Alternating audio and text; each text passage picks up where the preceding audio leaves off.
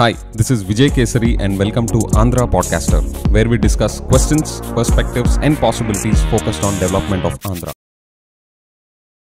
Friends, ఈరోజు ఎపిసోడ్లో ఎందుకని ఇండియాలో ప్రైవేట్ కంపెనీస్ అగ్రెసివ్గా ఇన్వెస్ట్ చేయడానికి ముందుకు రావట్లేదు అనేది నేను మీకు ఎక్స్ప్లెయిన్ చేస్తాను. అండ్ ఫ్రెండ్స్, మన కంట్రీ గురించి మీరు ఒకసారి జూమ్ అవుట్ చేస్తే అట్ అ మ్యాక్రో లెవెల్ రెండు స్టోరీస్ వింటూ ఉంటాం.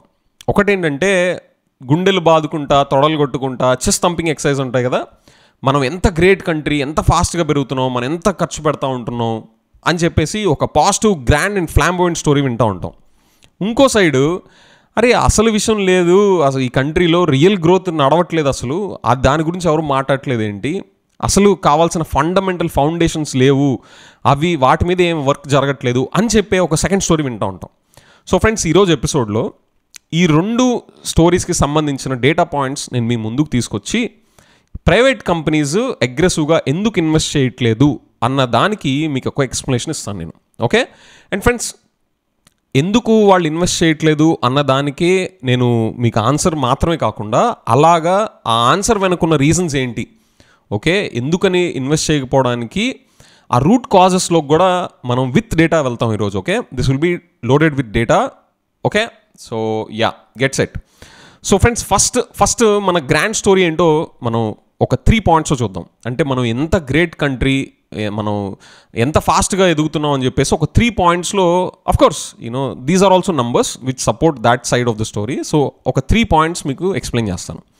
ఫస్ట్ది మన top line GDP numbers. Okay, ఇది మన అందరికీ తెలిసిందే, so I will not spend much time there. So మన జీడిపి నంబర్స్ గురించి ప్రపంచవ్యాప్తంగా మనం ఎక్కడికి వెళ్ళినా కానీ గుండెలు బాదుకుంటా, తొడలు కొట్టుకుంటా ఏం చెప్తా ఉంటాం, మన GDP is growing, India is the fastest growing major economy. Recent numbers కూడా దాన్ని సపోర్ట్ చేస్తా. అఫ్కోర్స్ ఈ నంబర్స్ మీద మీకు ఎంత డౌట్స్ ఉన్నాయో నాకు అంతే డౌట్స్ ఉన్నాయి. మీకు గనక మన రియల్ అసలు జీడిపి నంబర్ వెనకున్న మెకానిక్స్, అందులో విషయం ఎంత, గ్యాస్ ఎంత అని బ్రేక్ డౌన్ చేయాలని మీకు ఇంట్రెస్ట్ ఉంటే let me know in the comments. I will do a separate video on that. Okay, let's now look at whatever are the official government numbers. GDP numbers ఎంత ఉన్నాయి అనేది చూస్తే 2024 financial ఇయర్కి Q2 8.1%తో మనం పెరిగాం, Q3 8.4%తో మనం పెరిగాం. And ఓవరాల్గా లాస్ట్ ఇయర్ ఫైనాన్షియల్ ఇయర్ 2023లో మన GDP growth percentage 7%. And RBI estimates ప్రకారం financial year 2024 will be growing at an estimation of 8% అనమాట. And financial year 2025 next physical ఇయర్కి అవుట్లుక్ ఏంటి అంటే 7.8%తో మనం గ్రో అవుతాం, జీడిపి గ్రో అవుద్ది అని చెప్పేసి Bank of Baroda chief economist has given that number. And Crisil MD and CEO of Crisil ఏం చెప్పారు అంటే 7.8% కాదు, 6.8% will be the GDP growth rate for financial year 2025. And friends, మీరు కొంచెం గూగుల్ చేయాలని ఇంట్రెస్ట్ ఉంటే వరల్డ్ బ్యాంక్ ఒక నెంబర్ ఇస్తుంది, IMF ఒక నెంబర్ ఇస్తుంది. So somewhere it is hovering around 6.5%, 7%, 8%. Okay, మీకు ఇంకా 9-10% కూడా ఎవరైనా చెప్పిన ఉంటే నాకు కామెంట్స్లో మెన్షన్ చేయండి. Okay, so these are the broad chest thumping numbers that we demonstrate. Okay, like I said, మీకు ఈ నంబర్స్ మీద కూడా డీకోడ్ చేయాలని ఉంటే let me know in the comments. I'll do a video on that. Okay, ఈ GDP numbers వెనక gas అంతా, real అంతా అని చెప్పి. సో ఫస్ట్ పాయింట్, మన గ్రాండ్ అండ్ ఫ్లాంబోయింట్ స్టోరీని సపోర్ట్ చేసే ఫస్ట్ పాయింట్ జీడిపి నంబర్ ఏంటో చూసాం. Next monetary policy. ఓకే, మన ఆర్బీఐ తీసుకుంటున్న ఇంట్రెస్ట్ రేట్స్, ఆర్బీఐ పెడుతున్న ఇంట్రెస్ట్ రేట్స్ అనేవి యుఎస్ లాంటి డెవలప్డ్ కంట్రీ కన్నా మనం చాలా కాంపిటేటివ్గా ఉంటున్నాము అనేది ఒక వ్యాలిడ్ ఆర్గ్యుమెంట్. ఓకే, నంబర్స్ చూస్తే యుఎస్లో అక్కడ ఫెడరల్ బ్యాంక్ ఫిక్స్ చేసే, మన ఆర్బీఐ లాంటిది అక్కడ ఫెడరల్ బ్యాంక్ ఫిక్స్ చేసే ఇంట్రెస్ట్ రేటు ఆగస్ట్ 2021లో 0.9%. ఓకే, అక్కడ సెంట్రల్ బ్యాంక్ ఫిక్స్ చేసింది 0.9% అయితే ఇప్పుడు 5.33%. ఓకే ఫ్రెండ్స్, ఇది మన ఇండియా రేట్స్లా కాదు, ఇది డెవలప్డ్ కంట్రీస్లో ఇంత percentage is like it's a bomb. Okay, private investments అనేవి అసలు చాలా టఫ్ ఎన్విరాన్మెంట్ అనమాట వాళ్ళకి, business climate, if this is the kind of investment or interest rates that are there in US. Okay, so యుఎస్లో పరిస్థితి అలా ఉంటే ఇండియాకి వచ్చేసరికి మన ఆర్బీఐ ఫిక్స్ చేసిన ఇంట్రెస్ట్ రేట్ ఎంత అంటే మే 2022లో 4% ఉంటే ఇప్పుడు 6.5% ఉంది. Okay, it's a growth of only 2.5 percentage points. యుఎస్లో చూసుకుంటే 0.9% నుంచి 5.33%కి పెంచారు. మన దగ్గర 4% to 6.5% అనమాట comparatively. Okay, this is between May 2022 to current period. Okay, so friends ఇక్కడ టేక్ అవే ఏంటి అంటే lending rates. Okay, private companies invest చేయడానికి బ్యాంక్స్ దగ్గరికి వెళ్ళి అప్పులు తీసుకుంటూ ఉంటారు కదా. సో ఆ అప్పు రేట్ ఎక్కువగా ఉంటే వాళ్ళు తీసుకోవడానికి ఇష్టపడరు. అంతే కదా, ఎక్కువ వడ్డీలు కట్టుకుంటా దండగ కదా అని చెప్పేసి. దండగ కాదు, వీళ్ళ ఆపరేటింగ్ మార్జిన్స్ కిల్ అయిపోతాయి, ప్రాఫిట్ మార్జిన్స్ కిల్ అయిపోతాయి. So business don't usually go enthusiastically in a high interest rate environment. So ఇక్కడ సమ్మరీ పాయింట్ ఏంటంటే మానిటరీ పాలసీకి వచ్చేసరికి మన ఇండియాలో లెండింగ్ రేట్స్ యూఎస్ కన్నా కాంపిటేటివ్గానే ఉంచడానికి ట్రై చేశారు. బిజినెసెస్ ప్రైవేట్ ఇన్వెస్ట్మెంట్స్కి వాళ్ళు యాక్టివ్గా ముందుకొచ్చి ఇన్వెస్ట్ చేయడానికే వాళ్ళు ఎన్షూర్ చేశారు అనేది second argument. Okay, first GDP చూసాం, అయినా కానీ ప్రైవేట్ ఇన్వెస్ట్మెంట్స్ విషయం ఇంకా అగ్రెసివ్గా వెళ్ళట్లా. మానిటరీ పాలసీ ఇలా ఉన్నా కూడా యూఎస్తో పోలిస్తే కాంపిటేటివ్ ఉన్నా కూడా ప్రైవేట్ కంపెనీస్ అనేవి హెల్దీగా ముందుకు రావట్లా ఇన్వెస్ట్ చేయడానికి. So third point, government capex spending ఎంత ఉంది అనేది చూసే ముందు, which is a highlight point which we need to appreciate also. ఇంకొక చిన్న పాయింట్ ఏంటంటే మన ఇండియాలో క్యాపిటల్ మార్కెట్స్ కూడా చాలా హెల్దీగా ఉన్నాయి. ఓకే, మనం లాస్ట్ 3-4 ఇయర్స్ మనం చూస్తూ ఉంటే ఎన్ని ఐపీఓస్ వచ్చినాయి, అవి ఏ రేట్స్కి సబ్స్క్రైబ్ అయినాయి, అందులో ఎన్ని డమాలైనాయి, అన్నీ కూడా ఒకసారి మనకు తెలిసిన విషయాలే. బట్ ఓవరాల్ మనం చూస్తే ఐపీఓస్ రావడం, అవి ఎగ్జార్బిటెంట్ రేట్స్కి సబ్స్క్రైబ్ అవ్వడం, నెక్స్ట్ మన market indices overall market financial markets health కూడా చాలా ఫ్లాంబోయింట్గా హెల్దీగానే ఉన్నాయి. Okay, so this is also contributing factor showing that Indian markets are healthy and ఇక్కడ listed firms are doing at least market cap or share stock price wise it is healthy అనడానికి this also an indicator. Okay, so ఇప్పుడు government spend చేసింది మన numbers చూస్తే friends is something that we need to appreciate also. Okay, last 3 yearsలో annual capital expenditure grew at a CAGR of 30.6%. Friends, this is something that I'll appreciate. We also need to appreciate is what I think. Financial year 2021 capex is 4.6 trillion rupees and financial year 2024 capex is 9.5 trillion Indian rupees. Okay, so friends, ikkada point enti ante మన central government is aggressive on capital expenditure spending. And last 5 years, if you take between financial year 2018 to financial year 2023, మన బడ్జెట్లో allocate చేసిన capex is 26.63 lakh crores and యాక్చువల్గా spend చేసింది 26.62 lakh crores. Okay, 26.63 is the budgeted capital expenditure. యాక్చువల్గా spend చేసింది 26.62 lakh crores. Okay, ఇందులో railways and roadways మీదకి ఎక్స్క్లూజివ్గా వెళ్ళింది 11.5 lakh crores Indian rupees. Okay, so friends, it is very clear that government is aggressive on capital spending and monetary policy కూడా చాలా బిజినెస్కి compare to US and developed countries ఇక్కడ హెల్దీగా ఉంచడానికి ట్రై చేసిన అటెంప్ట్ కూడా మనం మానిటరీ పాలసీ రూపంలో చూసాం. And GDP numbers though we might debate on the number, but GDP numbers are also very healthy. Okay, so that is the summary on మన ఇండియాకున్న గ్రాండ్ అండ్ ఫ్లాంబోయింట్ స్టోరీని substantiate చేసే arguments అన్నీ ఆ 3 points మనం అక్కడ చూసాం. ఇప్పుడు మనం ప్రైవేట్ ఇన్వెస్ట్మెంట్స్ అనేవి అంత అగ్రెసివ్గా రావట్లేదు అని చెప్పేసి అంటున్నా కదా. అసలు నేను ఏ బేసిస్లో చెప్తున్నాను అంటే friends, according to business standard top 1000 companies వాళ్ళ లిస్ట్లో చూస్తే ఫ్రెండ్స్, ఇండియాలో ఉన్న టాప్ 1000 కంపెనీస్ వాళ్ళు తీసుకుంటే ఫ్రెండ్స్, ఇక్కడ మీరు నెంబర్స్ క్లోజ్గా గమనించండి. రీసెంట్ ఇయర్స్లో వాళ్ళ రెవెన్యూస్ ఎంత పెరిగాయి అంటే at a CAGR of 7.6%. Okay, వాళ్ళ ప్రాఫిట్స్ ఎంత పెరిగాయి అంటే అట్ అ CAGR of 9.8%. కానీ వాళ్ళు అసెట్స్ మీద ఎంత ఇన్వెస్ట్ చేశారు, అసెట్స్ ఎంత పర్సంటేజ్లో గ్రో అయినాయి అంటే at a CAGR of 6.7% only. అంటే ఇప్పుడు లెట్స్ సే మీరు ఒక బిజినెస్లో ఒక 10 రూపాయలు 100 రూపాయలు ఇన్వెస్ట్ చేస్తే దాని మీద ఒక 10 రూపాయలు 20 రూపాయలు ప్రాఫిట్స్ వచ్చాయనుకోండి, అది ఇంకా పెరుగుతా ఒక మంచి హెల్దీ ప్రాఫిట్స్ ఇస్తూ ఉంటుంటే మీరు ఇన్వెస్ట్మెంట్ స్కోప్ గినక బాగుంది అని మీరు అనుకుంటే ఏం చేస్తారు, ఆ ప్రాఫిట్స్లో మీరు కొంచెం తీసుకొని ఇంకొంచెం ఏం చేస్తారు, మళ్ళీ మీరు అసెట్స్ మీద పెంచడానికి ఎవ్రీ ఇయర్ పెంచుతా పోతూ ఉండరా, అంతే కదా. మీకు ఇన్వెస్ట్మెంట్ ఎన్విరాన్మెంట్ బాగుండి మీకు మంచి ప్రాఫిట్స్ వస్తుంటే మీరు అసెట్స్ మీద మీ బిజినెస్ ఫిక్స్డ్ క్యాపిటల్ మీద ఇంకా స్పెండ్ చేస్తారు. Okay, that is the natural course of action. కానీ ఇండియాలో ప్రాఫిట్స్ ఏమో ఈ 1000 కంపెనీస్ కంబైన్డ్ ప్రాఫిట్ ఇస్ 9.8%తో పెరిగితే వాళ్ళు బిజినెస్ అసెట్స్ మీద స్పెండ్ చేసేది మాత్రం is growing at a CAGR of only 6.7%. అంటే ప్రాఫిట్స్తో పోటీగా వాళ్ళు ఎక్స్పాన్షన్ మీద వాళ్ళు ఇన్వెస్ట్ చేయట్లా. ఎందుకు చేయరు ఆలోచండి, ఎందుకు చేయరు? ఎన్విరాన్మెంట్ ఫండమెంటల్గా ఇక్కడ ప్రైవేట్ ఇన్వెస్ట్మెంట్కి ఎన్విరాన్మెంట్ స్ట్రాంగ్గా ఉంటే వాళ్ళు ఎందుకు ఇన్వెస్ట్ చేయకుండా ఉంటారు? Okay, this is number 1. And second point, to substantiate this argument that private companies ఇండియాలో అగ్రెసివ్గా ఇన్వెస్ట్ చేయడానికి ముందుకు రావట్లేదు అనే దానికి సపోర్టింగ్ ఎవిడెన్స్ సెకండ్ పాయింట్ ఏంటి అంటే, ఫ్రెండ్స్ మన లిస్టెడ్ కంపెనీస్ ఉన్నాయి కదా, ఇందాక మనం బిజినెస్ స్టాండర్డ్ టాప్ 1000 కంపెనీస్ చూసాం.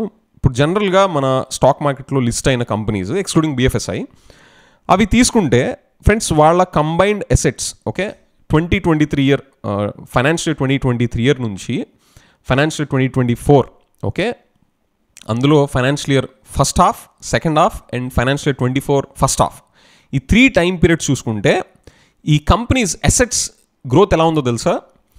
ఫస్ట్ హాఫ్ ఆఫ్ 2023 ఫైనాన్షియల్ 2023 10.7% వాళ్ళ అసెట్ గ్రోత్ ఉంది. సెకండ్ హాఫ్ ఆఫ్ ఫైనాన్షియల్ 2023 వాళ్ళ asset growth is down to 8.1%. And first half of financial year 2024 is down to 5.4%. Okay, so 10.7%, 8.1% and 5.4%. Okay, so year every half of the financial year మనం చూస్తూ ఉంటే ఈ 3 పార్ట్స్లో combined asset growth అనేది dip అవుతానే ఉంది. Okay, this is a second evidence demonstrating the fact that private investments అగ్రెసివ్గా private companies అగ్రెసివ్గా invest చేయట్లేదు అన్నదానికి. అండ్ ఇంకొక సపోర్టింగ్ ఇండికేటర్ చెప్పిన, ప్రైవేట్ కంపెనీస్ ఇన్వెస్ట్ చేయడానికి కంపెనీస్ వాళ్ళ అసెట్స్ కొనడానికి, మ్యానుఫ్యాక్చరింగ్ యూనిట్స్ అవ్వచ్చు, బిల్డింగ్స్ అండ్ ఇన్ఫ్రాస్ట్రక్చర్ కొనడానికి వాళ్ళు ఫండ్స్ ఎలా రైజ్ చేస్తారు? జనరల్గా బ్యాంక్స్కి అప్రోచ్ అవుతూ ఉంటారు, ఇంత అప్పు కావాలి అని చెప్పేసి. సో RBI డేటా ప్రకారం ఇండస్ట్రీ మొత్తం ఓకే, వాళ్ళు RBI డేటా ప్రకారం బ్యాంక్స్ నుంచి తీసుకున్న క్రెడిట్ గ్రోత్ ఎంతో మనం ఏప్రిల్ టు డిసెంబర్ 2022 డేటా తీసుకుంటే year on year growth is 10.7%. Where as the same period for 2023 తీసుకుంటే ఈజ్ 6.8%. సో వాళ్ళ క్రెడిట్ తీసుకునే గ్రోత్ కూడా తగ్గిపోతూ ఉంటుంది in this time periods. So this is also a supporting indicator friends. So ఇప్పుడు నేను ఈ ఎపిసోడ్ స్టార్టింగ్లో ఎందుకు ప్రైవేట్ కంపెనీస్ ఇన్వెస్ట్ చేయడానికి అగ్రెసివ్గా ఇండియాలోకి వాళ్ళ ఇన్వెస్ట్మెంట్స్ పెంచట్లేదు, రావట్లేదు అన్న దానికి ముందు ఆ స్టేట్మెంట్ వ్యాలిడిటీ ఉందా అంటే నేను మీకు 3 పాయింట్స్ ప్రొడ్యూస్ చేశాను ఇప్పుడు. So now coming to the answer, ఎందుకు it is very clear that వాళ్ళు ప్రైవేట్ కంపెనీస్ ఇన్వెస్ట్ చేయడానికి అగ్రెసివ్గా ముందుకు రావట్లేదని with data it is established. So what is the reason? What is holding these companies back to invest in the capital expenditure అంటే దానికి reason friends ready, weak consumer demand in India. Okay friends, ఈ weak అంటే ఇప్పుడు మీరు నేను అంత స్ట్రాంగ్గా వెళ్ళి ఖర్చు పెట్టట్లేదు. వీక్ కన్జ్యూమర్ డిమాండ్ అంటే మన అర్బన్ కానీ రూరల్ ఏరియాస్లో అంతా మన పాపులేషన్ అందరూ కూడా కన్జ్యూమ్ చేయడంలో ఓవరాల్గా చూసుకుంటే హెల్దీ లెవెల్స్లో లేదు, it is weak. And that is the reason why private companies అన్నీ కూడా అగ్రెసివ్గా ఇన్వెస్ట్ చేయడానికి ముందుకు రావట్లా. ఇప్పుడు ఇందాక మీకు చెప్పిన ఎగ్జాంపుల్లో మీరు పెట్టిన బిజినెస్లో ఒక 10,000 రూపాయలు ప్రాఫిట్ వచ్చిందనుకోండి, కానీ మీకు మార్కెట్లో ఖర్చు పెట్టడం తగ్గిపోతుందని తెలిస్తే మీరు ఎందుకు ప్రాఫిట్ మార్జిన్ తీసుకొని మీ దగ్గర పెట్టుకుంటారు, కానీ మళ్ళీ ఇంకా ఎక్స్పాండ్ చేసుకుంటారా, ఇన్వెస్ట్ చేస్తారా? చేయరు కదా. చేస్తే నాకు చెప్పండి ఎందుకు చేస్తారు? Okay, natural course of action చేయరు. Okay, there is no business fundamental supporting that argument. So మన ఇండియాలో కూడా ఇప్పుడు అదే పరిస్థితి ఉంది. సో వీక్ కన్జ్యూమర్ డిమాండ్ అని నువ్వు ఎలా చెప్తావు విజయ్ అంటే, here is the entire set of data points supporting that. Okay friends, 2700 listed companies in our stock market lo 2700 listed companies samples across the industries, okay, excluding BFSI. ఈ శాంపుల్స్లో వాళ్ళు identify చేసింది ఏంటి అంటే friends, the net sales. Okay, net సేల్సే కదా, customer demand ఎలా ఉంది అంటే మీకు ఎన్ని సేల్స్ జరిగాయో మీరు చూసుకుంటే సరిపోద్ది. సో అలాగే ఈ లిస్టెడ్ కంపెనీస్ అక్రాస్ ఇండస్ట్రీస్ తీసుకున్న శాంపుల్లో నెట్ సేల్స్ చూస్తే ఫ్రెండ్స్ 2023లో year on year growth is 15.9%. And sorry, this is for the period of financial 23 Q3 అనమాట. And for the same period, year-on-year growth is down to 4.5%. Okay, so this is the reason why private companies are concluding that there is a weakness in the consumer demand. Okay, this is only the first one. నేను ఇంకా చెప్తాను చూడండి. Next ఈ ఈ ఈ ఈ డిప్కి major contributing reason are the industry is FMCG. Okay, మీరు FMCG is also very good indicator that shows the consumption levels across the rural to urban, across the segments. So ఈ డిప్కి major contributing industries FMCG and that only grew by 2.5%.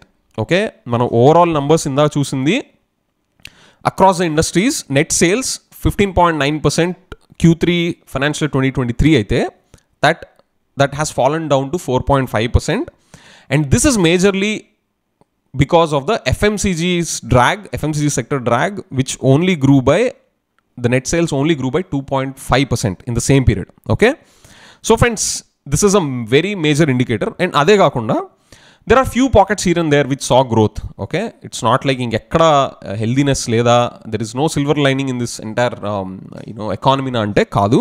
There are few pockets like jewels, jewelry, paints, ilanti segments lo there is a healthy growth, and there is also healthy growth in automobiles. Okay, automobiles also recorded 16.5% year on year growth as per the Q3 financial year 2024 data. Okay, and ide gaakunda discretionary and big ticket spending, okay, అంటే consumer durables ఇలాంటి వాటి మీద కూడా చాలా స్ట్రాంగ్గా healthy growth ఉంది. కానీ friends ఇక్కడ మీరు గమనించండి, అండ్ ఆ ఫెనామినాని బేస్ చేసుకునే ఇప్పుడు I just break it down. ఇప్పుడు discretionary and big ticket spending అంటే you can take an example of consumer durables. Okay, AC, refrigerator, oven ఇలాంటి వాటి మీద కన్జ్యూమర్ డ్యూరబుల్స్ మీద హెల్దీ గ్రోత్ ఉంది. And that is the reason why majority of the companies started premium products launch చేయడం కూడా మొదలుపెట్టారు. వాళ్ళకున్న రెగ్యులర్ సెగ్మెంట్స్ అన్నింటిలో సేల్స్ అగ్రెసివ్గా ఉండడం వల్ల ఇంకా ప్రాఫిట్ మార్జిన్స్ తెచ్చుకోవచ్చు, ఇంకా వాల్యూడెడ్ సర్వీసెస్ మనం ప్రొవైడ్ చేసి ప్రీమియం ప్రోడక్ట్స్ని ప్రొవైడ్ చేద్దామని చెప్పేసి there has been a phenomenon of premiumization across products and services, okay, to encash on this advantage that is there in the economy. So friends, కానీ ఇక్కడ twist in the story ఏంటి అంటే, ఈ big ticket spending అనేది ఒక average house hold కన్జంప్షన్లో పెద్ద contribution ఉండదు. ఎలా చెప్తున్నావు విజయ్ అంటే, హౌస్ హోల్డ్ కన్జంప్షన్ డేటా రీసెంట్గా పబ్లిష్ అయిన household consumption expenditure data, దాని ప్రకారం, ఆ రిపోర్ట్ ప్రకారం discretionary and big ticket spending like consumer durables మనం తీసుకుంటే ఒక హౌస్ హోల్డ్ ఎక్స్పెండిచర్లో దాని కాంట్రిబ్యూషన్ ఎంతో తెలుసా? అర్బన్లో ఇట్ ఈస్ ఓన్లీ 7.13%, రూరల్లో it is 6.9%. That's all. So it is hovering between 7 to 7.5% in their budget, family budget, household budget. So ఇది హెల్దీగా ఉన్నప్పటికి కూడా ఇది majority of the consumption depict చేయదు. It is only small fraction. మరి మిగతాదంతా contribute చేసేది ఏంటి అంటే friends, 87% of the household expenditure is consumed or is depicted by necessities such as food and beverages, personal care products, healthcare products, fuel and light, conveyance and rents. Okay, though discretionary and big ticket spending like consumer durables ivanta healthy ga unna kuda vaati contribution is like 6%, 7%, and aa migitha 5 to 6% is contributed by clothing, footwear and bedding. Okay, so tippi kodite aa healthy ga unna durable goods anedi is contributing to 6 to 7.5%. And remaining is majorly by, like I said, 87% is contributed by the necessities. Everyday వాళ్ళ నిత్యావసరాల మీదే వాళ్ళ budgets అనేవి centre అయి ఉంటాయి. So పాజిటివ్గా ఉన్న consumer durables అనేది it doesn't carry actual weightage. Okay, so friends ఇప్పుడు ఒక సమరీ చూద్దాం. ఇప్పుడు దాకా మనం ప్రైవేట్ కంపెనీస్ ఇన్వెస్ట్మెంట్స్ అగ్రెసివ్గా ఎందుకు చేయట్లేదు అన్న దానికి మనం ఆర్గ్యుమెంట్ సబ్స్టాంటియేట్ చేస్తా డేటా చూసాం. సో ఎందుకు ఇన్వెస్ట్ చేయట్లేదు అన్న దానికి రీజన్ వీక్ కన్జ్యూమర్ డిమాండ్ అని చూసాం. దాన్ని ఎలా సబ్స్టాంటియేట్ చేస్తామో అది కూడా మీకు ఎక్స్ప్లెయిన్ చేశాను with detailed numbers on showing the net sales ఎలా తగ్గిపోతూ ఉన్నాయి, అండ్ ఆల్సో బాగా పర్ఫామ్ చేస్తున్న ఇండస్ట్రీస్ ఏమేంటి, మొత్తం అంధకారమేనా అంటే బాగా పర్ఫామ్ చేస్తున్న ఇండస్ట్రీస్ ఏంటో చూసాం. కానీ వాటి కాంట్రిబ్యూషన్ హౌస్ హోల్డ్ బడ్జెట్లో ఎంత తక్కువగా ఉంటుంది అది కూడా చూసాం. సో ఇప్పుడు మనకున్న పరిస్థితికి మన ఎకానమీలో ఈ మాత్రం కన్జ్యూమర్ డిమాండ్ అయినా నడుస్తున్న దానికి రీజన్ ఏంటి అంటే ఫ్రెండ్స్, దెర్ ఆర్ 2 reasons. ఒకటి, మన గవర్నమెంట్ స్పెండ్ చేస్తున్న క్యాపెక్స్. ఓకే, మన aggregate demand in the economy is being with held because of the aggressive capex that government is putting up, and మిగతా కన్జంప్షన్ని ఎక్స్ప్లెయిన్ చేస్తా డ్రైవ్ చేసేది ఈ అప్పర్ 50% ఇన్కమ్ క్లాస్ ఉంటారు కదా, రిలేటివ్లీ అఫ్లూయెంట్ క్లాస్ అనుకోండి. Those are the ones who are driving the majority of the demand, okay? Both capex from the government and the affluent consumption coming from the affluent households, okay? This is the... So, oka side మీరు గమనిస్తే only ఒక segment of the పీపుల్నే ఇక్కడ ఇండియాలో flourish అవుతున్నారా, affluent అవుతున్నారా అంటే you have the answer now, why they are only sustaining the economy ante you can now decipher that. We can go into the details of that in the next episode, in some other episode.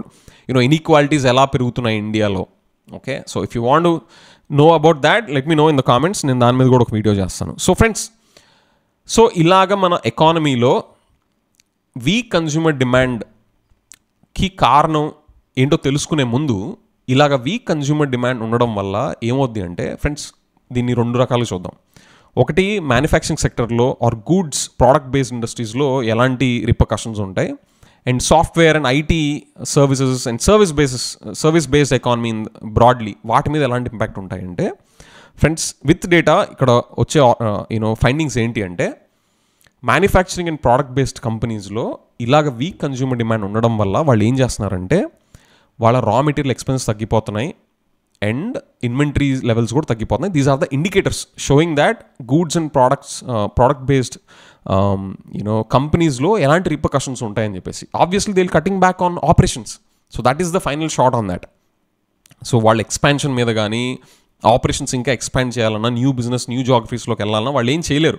So అందుకని వాళ్ళు assets మీద invest చేయట్లా అగ్రెసివ్గా, profit margins పెరుగుతున్నా కూడా, okay? So friends, there is another detailed theory on why a set of listed companies are able to get the maximum profits. ఇప్పుడు మనం ఇందా చూస్తే ప్రాఫిట్స్ పెరుగుతున్నంతగా నేను కొంచెం ఈ ఎపిసోడ్ నేను కవర్ చేయను, కానీ మీకు ఒక గ్లిమ్స్ ఇస్తాను. Let me know if you're interested. Profits పెరుగుతున్నా అసెట్స్ పెంచట్లేదు కదా, కానీ ఈ ప్రాఫిట్స్ పెరుగుతున్నాయి కూడా అన్ని కంపెనీస్కి యాక్చువల్గా పెరగట్లా, ఓకే? రిలేటివ్గా చూస్తే హెవీ వెయిట్స్ అనేవి ఓన్లీ కొన్ని సెట్ ఆఫ్ కంపెనీస్ ఉంటున్నాయి, okay? So there is a detailed data-based theory which explains why only those set of companies are able to encash on the 70 to 80% of the entire corporate profits. Okay, that's a beautiful example. అసలు మన ఇండియాలో GST కానీ, ఈ infrastructure developments కానీ, ఇవంతా ఎట్లా culminate అవుతా ఈ స్పెసిఫిక్ సెట్ ఆఫ్ కంపెనీస్కి ఒక కాంపిటేటివ్ అడ్వాంటేజ్గా మారుతున్నాయి. And that is the reason why only those set of 20-30 కంపెనీసే ఆ 80% ఆఫ్ కార్పొరేట్ ప్రాఫిట్స్ని ఎంజాయ్ చేయగలుగుతున్నాయి అన్న దానికి ఒక బ్యూటిఫుల్ థియరీ ఉంది. If you want me to explain that, let me know in the comments. I'll do a separate video. Okay? So coming back to our story, ఈ weak demand వల్ల manufacturing companies వాళ్ళ operations expand చేయట్లేదు. వాళ్ళ raw material expenses తగ్గిపోవడం, inventory levels తగ్గిపోవడం అనేది those are the indicators. And services ఇండస్ట్రీస్కి వచ్చేసరికి ఈ వీక్ డిమాండ్ వాళ్ళు ఏం చేస్తున్నారు అంటే వాళ్ళు హైరింగ్ని ఫ్రీజ్ చేస్తున్నారు. And there is also a data point which is showing that ఈ సర్వీస్ కంపెనీస్ కూడా అగ్రెసివ్గా వెళ్ళట్లేదు అని చెప్పేసి. And that is nothing but their expenses on the salaries and wages, okay? వాటి మీద వాళ్ళ expenses is also a big dip, okay? చాలా స్లో డౌన్ అక్కడ కూడా ఉంది. సో దీనివల్ల ఇప్పుడు ఈ వీక్ కన్స్యూమర్ డిమాండ్ అనేది మనకు ఒక రియాలిటీ ఇండియాలో ఉందని చెప్పి చూసాం. దానివల్ల product based companies, service based companies ఎలాంటి చర్యలు తీసుకోవాల్సి వస్తున్నాయో అది కూడా చూసాం.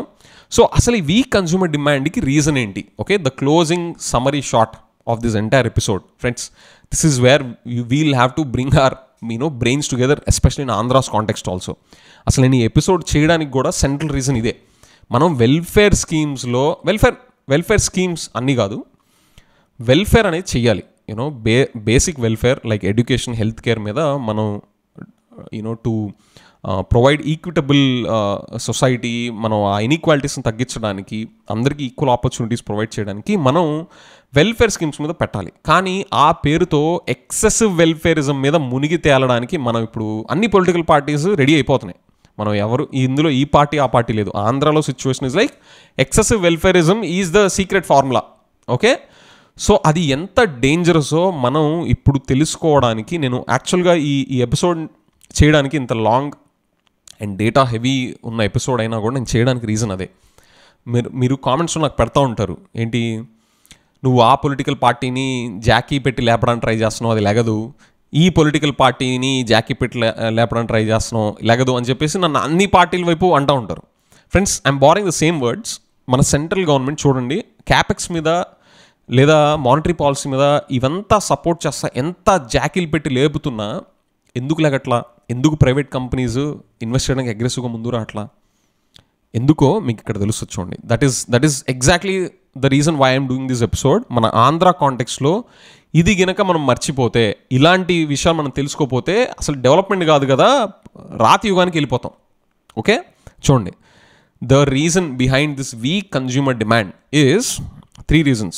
1, poor income and wage growth. Okay, మీకు నాకు మనకు వచ్చే ఇన్కమ్ లెవెల్స్ ఇవేమీ కూడా డీసెంట్ లెవెల్స్లో పెరగట్లా. There is a poor growth in incomes and wages. Okay, ఒకసారి మీరు ఆలోచించండి. It is the first point. Okay, before I go to the other points, మీరు ఒకసారి ఆలోచించండి. మన ఇన్కమ్ లెవెల్స్, వేజెస్ ఎప్పుడు పెరుగుతాయి చెప్పండి? మనం వెల్ఫేర్లో మునిగి లెగుస్తా హాయిగా తందనాలు వేసుకుంటా, ఓకే, అలాగా జిల్జిగా అనుకుంటే మనం ఎక్సెసివ్ వెల్ఫేరిజంలో మునిగి తేలుతుంటే మన ఇన్కమ్స్ పెరుగుతాయా? లేదా మనం ప్రొడక్టివ్గా మారితే ఇన్కమ్స్ పెరుగుతాయా? ప్రొడక్టివ్గా మారాలంటే మనం ఏం చేయాలి? స్కిల్స్ కావాలి, ఎడ్యుకేషన్ కావాలి, అవి ప్రొవైడ్ చేసే ఇన్స్టిట్యూషన్స్ కావాలి. ఓకే, సో మన ఫోకస్ ఎక్కడ పెట్టాలి? మనం ఎక్సెసివ్ వెల్ఫేరిజం మీద మునిగి తేలాలా? ఇంకా ఇంకా ఇంకా ఇంకా వెల్ఫేర్ స్కీమ్స్ కావాలా? లేదా ఇన్స్టిట్యూషన్స్ మీద, ఎడ్యుకేషన్స్ మీద, స్కిల్స్ మీద ఫోకస్ చేస్తా మనం ప్రొడక్టివ్గా మారాలి, సొసైటీ అంతా ఇంకా ప్రొడక్టివ్గా మారే వైపు వెళ్తే మన ఇన్కమ్స్ పెరుగుతాయా? This is the first point. Second, high inflation.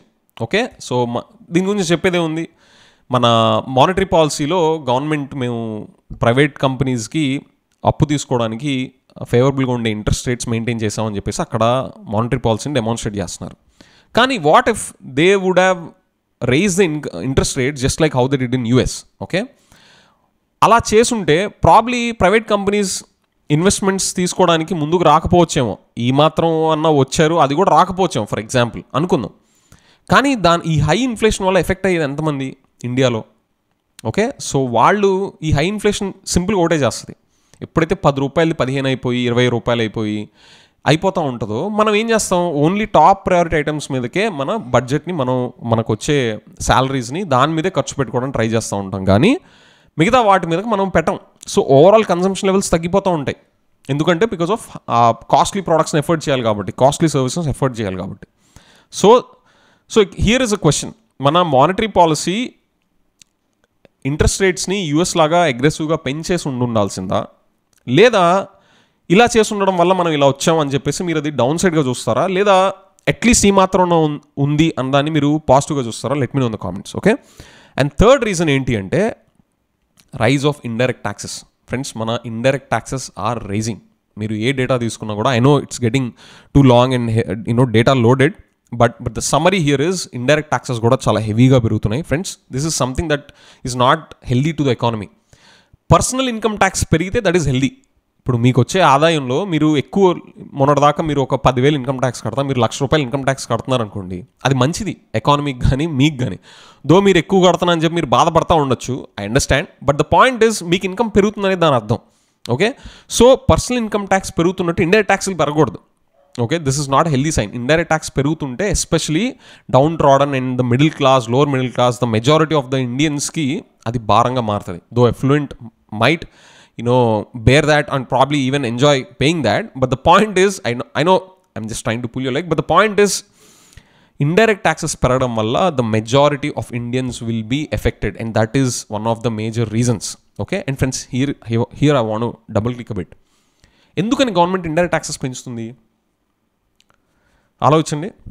వాళ్ళకి తెలీదా ఇండైరెక్ట్ ట్యాక్సెస్ పెంచితే జనాలు భారం పెరిగిపోద్ది అని తెలిసి కూడా ఎందుకు పెంచుతున్నారు? ద ఆన్సర్ ఈజ్, వాళ్ళు అఫ్కోర్స్ క్యాపిటల్ ఎక్స్పెండిచర్ స్పెండ్ చేయడానికి ట్యాక్సెస్ కలెక్ట్ చేస్తారు అనేది ఒక ఆర్గ్యుమెంట్ అయితే, ఫ్రెండ్స్, జనాల్ని ఎక్సెసివ్ వెల్ఫేరిజంలో ముంచి లేపడానికి కూడా ఈ ఇండైరెక్ట్ ట్యాక్సెస్ పెంచే పోషించాల్సి వస్తుంది. There is no free money, there is no free lunch. మనకి ఎవరైనా ఎక్సెసివ్ వెల్ఫేరిజంలో ఫ్రీ అని ఇస్తూ ఉంటున్నారు అంటే చూడండి, అవి ఎక్కడి నుంచి వసూలు చేస్తారు? మన దగ్గర నుంచే ఇండైరెక్ట్ ట్యాక్సెస్, డైరెక్ట్ ట్యాక్సెస్, ఇవి అని చెప్పేసి మనమే కట్టాలి వాటికి.